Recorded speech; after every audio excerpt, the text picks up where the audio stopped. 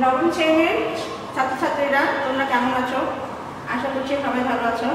তোমাদের এর আগে আমি ক্লাসে প্রথম অধ্যায়ের সম্বন্ধে ধারণা দিয়েছিলাম। আমি আজ থেকে দ্বিতীয় অধ্যায় পড়াবো।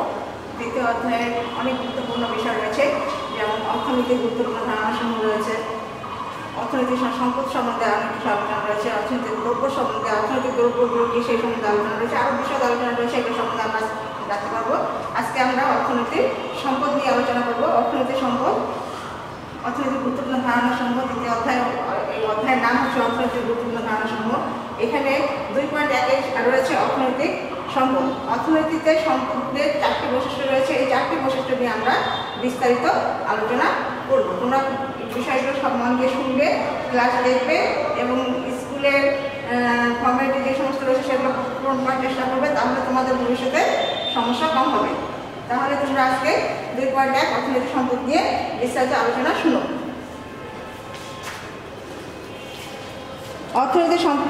অর্থনীতি সম্পর্কে সম্যক ধারণা অর্জনের জন্য কিছু গুরুত্বপূর্ণ বিষয় তোমাদের অবশ্যই জানতে হবে। সেগুলো হচ্ছে সম্পদ, দ্রব্যের সংজ্ঞা, শ্রেণীবিভাগ, সুযোগ ব্যয়, চয়ন, আয়, সঞ্চয়, বিনিয়োগ, অর্থনৈতিক ও অর্থনৈতিক কার্যাবলী এবং সবশেষে রয়েছে অর্থনৈতিক কর্মকাণ্ড। এই অধ্যায়ে আমরা অর্থনৈতিক কর্মকাণ্ড সম্বন্ধে বিস্তারিত জানতে পারব। এই অধ্যায়ে পাঠ শেষে আমরা জানতে পারব অর্থনৈতিক সম্পদের ধারণা,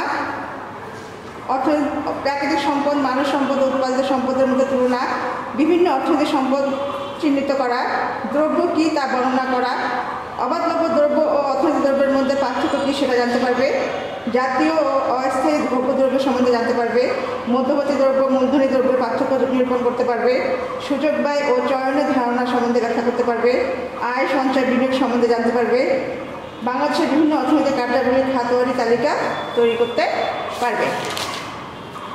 অর্থনৈতিক সম্পদ। অর্থনীতিতে 4টি বৈশিষ্ট্য রয়েছে। তোমরা বোর্ডে ভালোভাবে খেয়াল করো। উপযোগ, অপ্রাপ্যযোগ্যতা, হস্তান্তরযোগ্যতা, বাহ্যিকতা। এগুলো সম্বন্ধে আমরা এখন বিস্তারিত জানব। সম্পদ শব্দটি সম্বন্ধে তোমরা সবাই জানো, মানে মানুষের জীবন জীবিকা সব কিছুই সম্পদের উপর নির্ভর করে। সম্পদ একটি গুরুত্বপূর্ণ অধ্যায়। আমাদের জন্ম থেকে শুরু করে মৃত্যু পর্যন্ত আমরা শুধু সম্পদের কথা চিন্তা করি এবং সম্পদ কীভাবে বাড়ানো যায়, কীভাবে সম্পদ তৈরি করা যায়, সব নিয়ে সবাই মানুষের মূলত কাজকর্ম নির্ভর করে। আমাদের প্রতিদিনের আলোচনায় অনেকভাবে সম্পদ কথাটা আসে। যেমন একজন সম্পদের মালিক, সে একটি ক্ষুদ্র অংশেরও মালিক হতে পারে, অনেক বৃহৎ সম্পদেরও মালিক হতে পারে। সে তার যেটুকু সম্পদ থাকে সে চিন্তা করে সম্পদটাকে কীভাবে বাড়াবে, একটি সম্পদ থেকে আরেকটি সম্পদ করবে। এগুলো হচ্ছে সম্পদের ধারাবাহিকতা। সম্পদ নিয়ে মানুষ সবসময় চিন্তা করে থাকে কীভাবে সম্পদ আয় করবে, কীভাবে সম্পদ ব্যয় করবে। এইসব সম্পদ বলতে আমরা বুঝি ঘর বাড়ি, আসবাবপত্র, টিভি, দৃশ্যমান সমস্ত বস্তুগত, এগুলো হচ্ছে সম্পদ। এবং ডাক্তারের সেবা, শিক্ষকের পাঠদান ইত্যাদি অদৃশ্যমান বা অবস্তুগত সম্পদ। সম্পদ পেতে চাইলে অর্থ ব্যয় করতে হয়। কোনো জিনিসকে যদি অর্থনীতিতে সম্পদ বলতে হয় তার 4টি বৈশিষ্ট্য থাকে।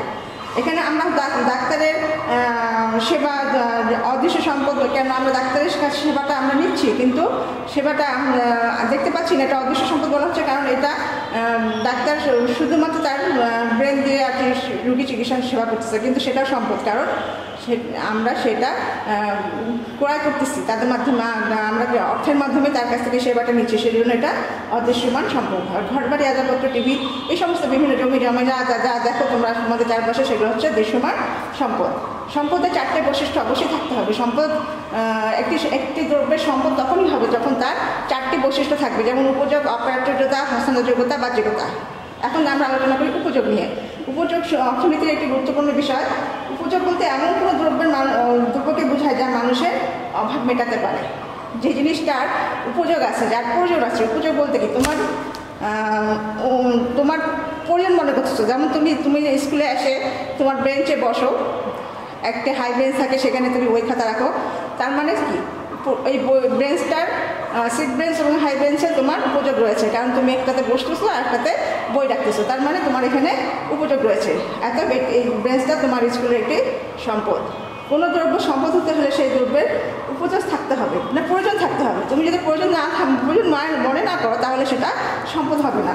উপযোগ নেই এমন কোনো দ্রব্য বা সেবা মানুষ অর্থ দিয়ে কেনে না। তুমি যে জিনিসটা অর্থ দিয়ে কিনতে প্রয়োজন মনে করবে, যে জিনিসটা তুমি চলতে ফিরতে যে জিনিসটা তোমার প্রয়োজন হবে, সেটারই উপযোগ রয়েছে। অপ্রাচুর্যতা, দুই আছে অপ্রাচুর্যতা। কোনো দ্রব্য সম্পদ হতে হলে তার পরিমাণ ও যোগান সীমিত থাকবে। যেমন নদীর পানি, বাতাস, প্রচুর যোগান রয়েছে। তুমি এটা খোলা মাঠে যখন থাকবে তুমি প্রচুর বাতাস পাবে, কিন্তু সেই বাতাসটা সেখানে তোমার প্রয়োজন আছে, কিন্তু প্রাচুর্যতা নাই, ওই বাতাসটা তোমাকে কিনতে হচ্ছে না, কাজে ওটা ওখানে সম্পদ নয়। তবে শ্রম ব্যবহার করে পানিকে বোতলবন্দি করলে পানি সম্পদে পরিণত হয়। নদীর মাঝখানে যখন তুমি থাকবে তখন নদীর পানিটা হয়তো বা তোমার কাছে সম্পদ নয়, কিন্তু তুমি যখন এক গ্লাস পানি, বোতলজাত পানি তুমি কিনে নিয়ে সেই নদীর মাঝখানে একটা নৌকায় আছো, তখন সেই পানিটা তোমার কাছে সম্পদ, কারণ তোমাকে সেটা কিনতে হচ্ছে। তুমি কিনেই, বোতলটা কিনেই তুমি নদীর মাঝখানে একটা নৌকায় বসে আছো। আচ্ছা, অর্থাৎ এগুলো সম্পদ। হস্তান্তরযোগ্যতা, যে সম্পদের হ্যান্ড টু হ্যান্ড করা যায় না সেগুলো সম্পদ নয়। আবার কিছু সম্পদ আছে, যেমন জমি একজনের এক জায়গা থেকে তুলে আরেকজনের হাতে তুলে দেওয়া যায় না, কিন্তু কাগজপত্রের মাধ্যমে তুলে দেওয়া যায়, সেই জন্য জমি সম্পদ। বাহ্যিকতা, যে সম্পদ মানুষের আভ্যন্তরীণ গুণ বোঝায় তা অর্থনীতি ভাষায় সম্পদ নয়, কেননা এর কোনো বাহ্যিক অস্তিত্ব আমরা উপলব্ধি করতে পারি না। কোনো ব্যক্তির কম্পিউটারের উপর বিশেষ অভিজ্ঞতা বা জ্ঞান কিংবা শারীরিক সৌন্দর্য, চারিত্রিক গুণাবলী এগুলো সম্পদ নয়। তবে পুঁজিবাদী বাজার অর্থনীতিতে নানাভাবে এগুলোকেও বিক্রয়যোগ্য সম্পদে পরিণত করা সম্ভব। অর্থাৎ এগুলো তুমি এই জ্ঞানগুলো যখন তুমি বিভিন্নভাবে অর্থে পরিণত করবা বা কম্পিউটার জ্ঞানটাকে যখন তুমি বিক্রি করবা, তখন সেটা সম্পদে পরিণত হয়ে যাবে, এটাই বোঝানো হয়েছে। তাহলে তোমরা এই অধ্যায়টা ভালো করে পড়বে এবং 2.1 খুব ভালো করে শিখবে। এরপরে আমরা সম্পদের শ্রেণী বিভাগ নিয়ে আলোচনা করবো। আল্লাহ।